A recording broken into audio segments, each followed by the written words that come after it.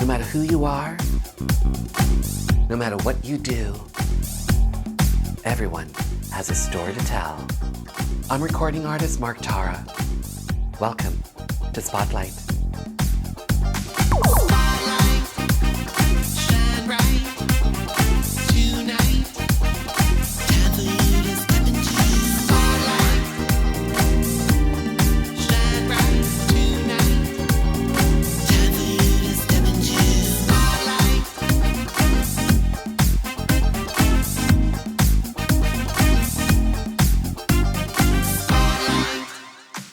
Hello, and welcome to Spotlight, a show that features talented individuals with interesting stories to tell. So, let's see who's stepping into the spotlight today. On today's episode of Spotlight, Toronto Police Superintendent of 51 Division, Elizabeth Byrnes. Spotlight. I come from a family of police officers. My father joined this job in 1947 and retired in 1974. And he had 4 daughters, and 2 of us followed him into policing. I don't think he ever thought that would happen, and I didn't really think that that would happen, but I was literally driving down the highway to Ryerson, where I was going to school, and I pulled off the highway and applied because I realized I wanted to do a job where it wasn't the same thing every single day, day in and day out, where you could have one career but do so many different jobs in that one career. And that's what appealed to me. And I knew that because of my family history in policing, and from that point on, I knew that's what I wanted to do. Everybody who comes into policing as a police officer starts at the constable rank, and that's where we cut our teeth. That's where we learn our investigations, that's where we learn about really working with the community, being out on the street, those officers that answer the radio calls, answer your 911 calls. And so I did that for my formative years working in Scarborough, which is where I was born and raised and where I live now. So then you go through the promotional processes and you rise to the ranks from the rank of constable to sergeant, to staff sergeant or detective sergeant, and then to the senior officer ranks. And in 2006, I was given the opportunity to reach the senior officer ranks, the rank of inspector, where I worked in the neighboring division of 52 Division. But most of my career was in the sex crimes unit. I was in charge of the sexual assault squad and sex crimes unit, doing sexual assault investigations, dealing with high-risk offenders, sex offenders, doing child exploitation work, crimes against women, and general crimes of violence. And I did that for quite a few years and then became a superintendent. And then it's up to the chief where he moves you. The chief decides where he wants the senior officers to work, and I was given an opportunity to work in our communications bureau, our radio room. I was given an opportunity to work in 55 Division, which is in the Beach, Danforth area. And then in January of last year, I was given the great opportunity to move over to 51 Division, which is just a fantastic division right in the downtown core. A superintendent who's in charge of a division, the role that I have, is I'm responsible for all of the police officers and civilian employees that work here. So that's about 290 people that work in this building. I'm responsible for the budget and for the discipline and for just ensuring that the right people are out on the road when they're supposed to be. That's the whole technical parts, but the reality is the biggest part of my job is making sure that the people are well managed, that we have different ranks that supervise all of our officers. I make sure that the officers have a really good idea of what our strategic view is. And that strategic view is quite simple. We have one goal: keep our neighborhood safe.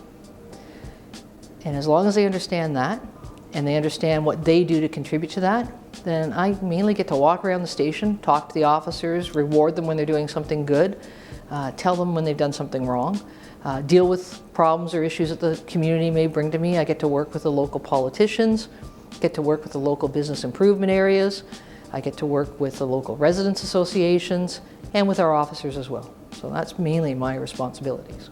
All of our investigations in relation to sexual violence and sexual assault really do come down to a couple of issues. Consent, or if it's a stranger case, stranger on stranger, was it the right person? Do we have the right person? It's identity. And there's a real challenge. There's a real challenge for us as police agencies, but for us as a community, for people to come forward. I think in a lot of cases, there's a fear that you're going to be judged, and there's a fear that nobody's going to believe me, or there's a fear that somebody's going to judge my actions, not the actions of the person who offended against me.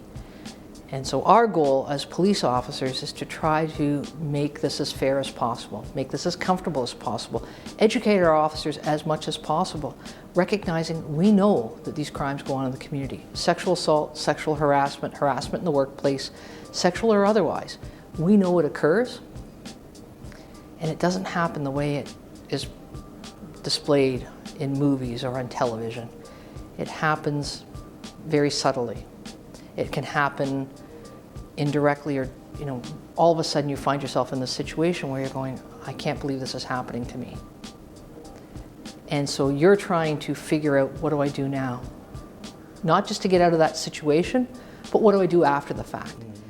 And so for our officers, we really work hard to make them aware that that's the reality, and you have to make it okay and safe for that person to come forward. I used that phrase before, keep our neighborhood safe. Keeping our neighborhood safe is not just about making sure that people aren't robbed on the street. It's about making it safe for you to come into a police station and report a crime. Making it safe for you to participate in a community event that others may not be supportive of. It's about keeping our neighborhood safe and making sure our officers are aware that, you know what? It's not always a script. Life is not like that. And it's a challenge, and there's a lot of questioning that I'm sure that people go through when they want to come in and make a report to the police. Should I really do it? What's going to happen to me? And that is a crime about power and control. And so we have to try to make sure that we revert that power and control back to the person who's making that complaint, the survivor, the person who stood up and said, okay, I'm going to tell about this. Toronto's a big city, but at the end of the day, Toronto is a city of neighborhoods. It's a city of small communities. And in 51 Division, we have the Church Wellesley Village. We have the Church Wellesley Neighborhood Associations, Church Wellesley BIA. Today, what goes into policing that community is virtually identical to what goes into policing a lot of our other good little neighborhoods, because that's what it is. It is a very inviting, positive neighborhood. There are some specific issues and things that we may see in that neighborhood in terms of types of crimes, but they're not significantly different than other neighborhoods. The dynamic between the police and the gay community has changed dramatically in the last, certainly in my policing experience, in my lived experience, but in my policing experience as well. And the officers that you find today working in these buildings, in our division certainly, for the most part, they have less than 7 years service. They're very well educated. They're from very diverse communities. They fully represent the gay community as well at different ranks.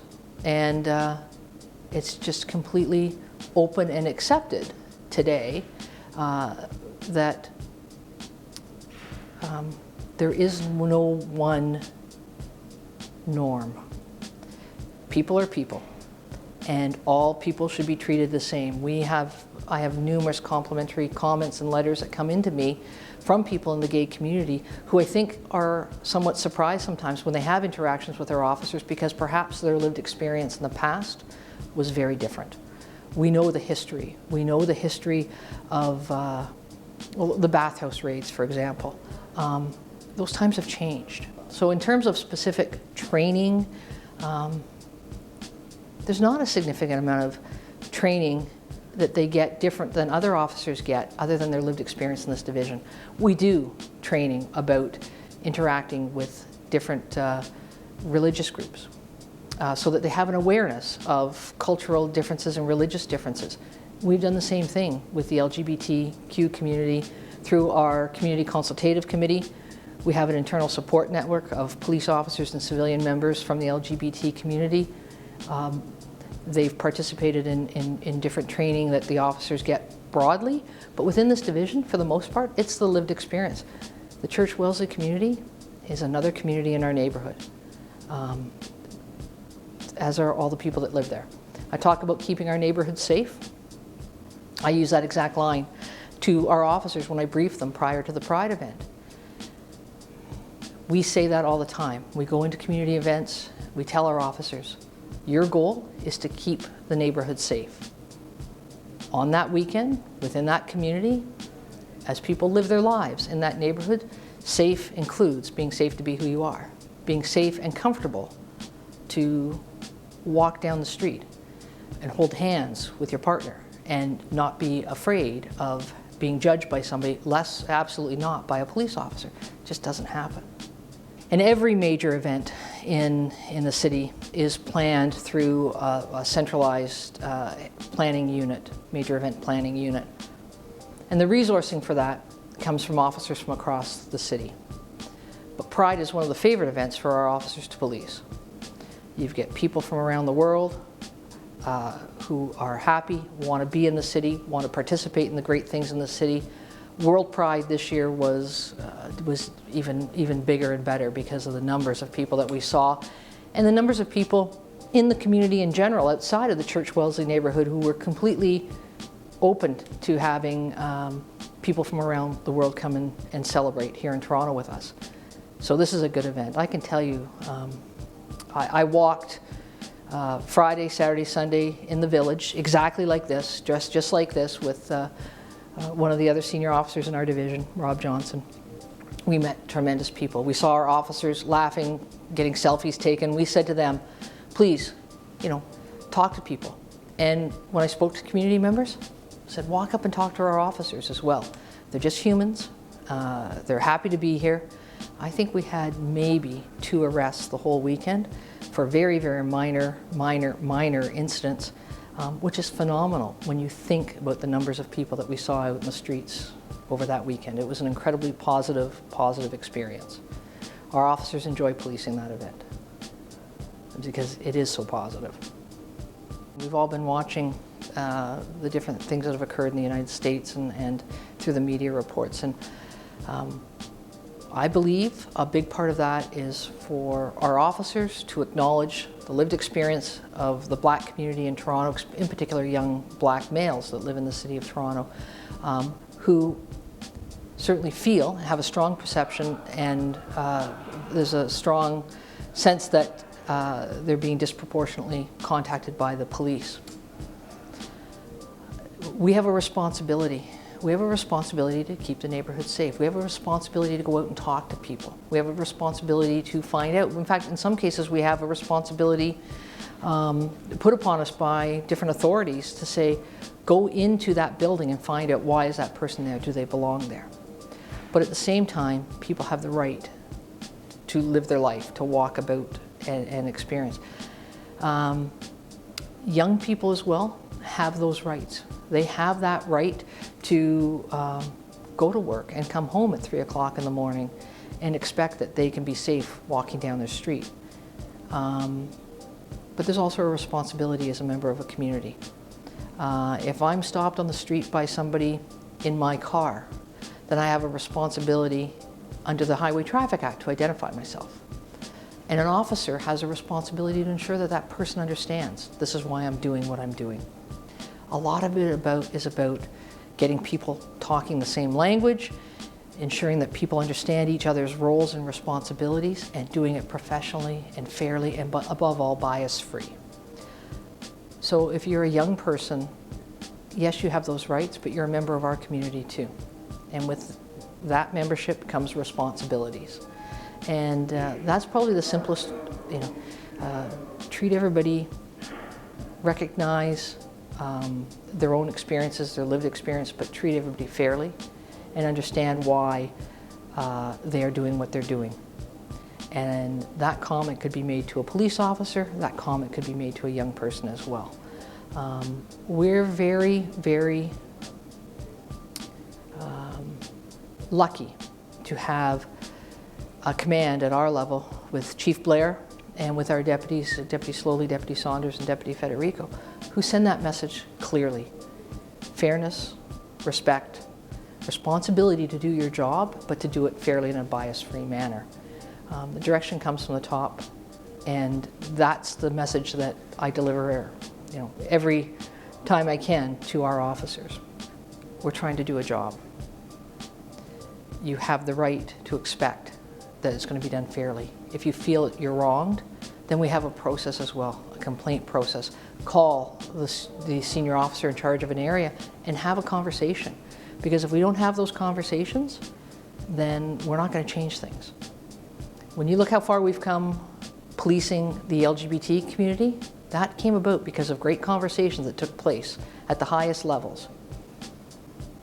To young people in the community, learn. Don't just learn what your rights are. Learn why things are happening. Learn why. Ask the questions. Officer, why am I being stopped? And that officer should be able to tell you and explain the reasons, because that's what I tell my officers to do too. Hi, I'm Superintendent Elizabeth Byrnes, Unit Commander of 51 Division, Toronto Police. Spotlight. Thank you so much for watching. Don't forget, if you like what we're doing, subscribe to our channel. Remember, we live in days of making dreams come true. So until the next time, we turn the spotlight on you.